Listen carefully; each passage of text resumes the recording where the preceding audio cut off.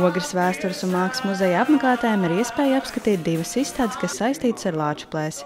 Izstādē Lāčplēša ordenis Ogres novada varoņu stāsti ir par 69 Ogres novada Lāčplēša ordeņa kavalieriem. Saistīti vēsturiski priekšmeti no Gunāra Rusiņa un Jāņa Vigupa un citām kolekcijām. Es domāju, ka vislielākais iegūms jau būs tieši Ogres novada iedzīvotājiem, jo šeit, kā jau es teicu, ir uzsvars likts uz ordeņa kavalieriem, un šeit varēs viņi arī varbūt redzēt vēsturiskajās liecībās tieši atrast varbūt kaut kādu saistību ar saviem radiniekiem, ja? Jo 69 cipars ir diezgan tāds iespaidīgs. Ja?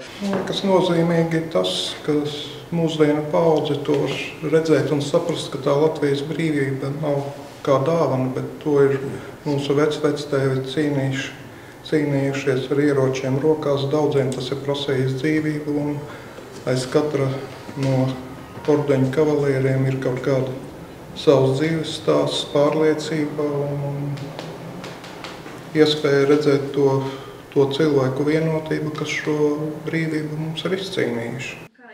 Savukārt izstādes atklāšanas dienā kolekcionāri apmeklētājiem demonstrēja pirmā šķiras Lāčplēša kara ordeni, kas nācis no Francijas ģenerāļa de Nabī ģimenes. Ordeņi piešķirti 11 personām. Latvijā tādi ir sastopami tikai 2. Otra izstāde veltīta atjaunotajai rokoperē Lāčplēsis. Tajā izstādīti mākslinieces Annas Mūnas, jeb Danas Dombrovskas 17 radītie kostīmi un tērpu skices. To radīšanai māksliniece veltījusi pusgadu.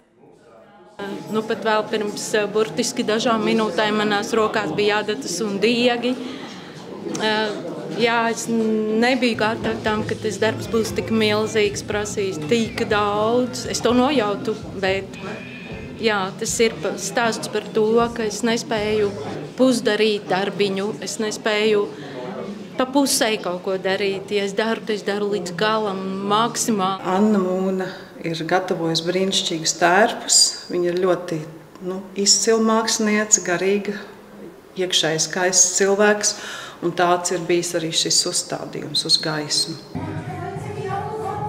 Savukārt instalācijas Latviju zeme vaļā stāv, mērķis ir atgādināt, ka nav izdarīts pat mazākais, lai mēs savā valstī justos droši, jo projām nav uzbūvēts žoks uz mūsu valsts austrumu robežas.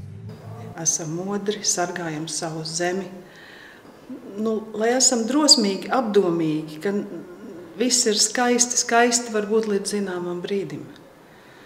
Tāds kā atgādinājums, brīdinājums. Visas izstādes būs apskatāmas līdz 3. decembrim, taču, kā RTV norāda Ogres vēstures un mākslas muzeja direktora, jau bries plāni nākamajām izstādēm. Emīlija Anspaka, Kristaps Dravinieks, RTV.